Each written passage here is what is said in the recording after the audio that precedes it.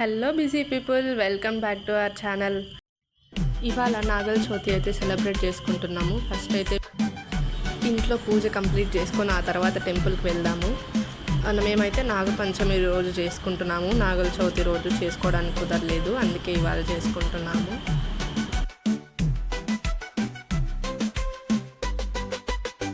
Mummy అయితే ఇక్కడ ప్రసాదం ప్రిపేర్ చేస్తున్నారు. నేను ఆలోపు మొత్తం పూజకు కావాల్సిన ఐటమ్స్ అన్నీ అయితే నీట్గా సర్దేశాను.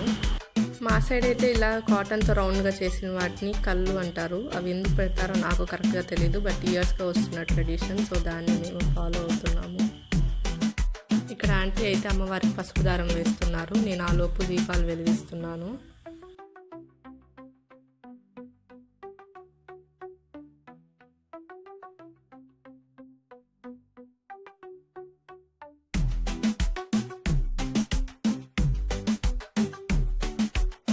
ఆ తర్వాత తెచ్చిన పసుపు కుంకుమ అన్ని అమ్మవారికి సమర్పించి నైవేద్యం పెట్టేస్తాము.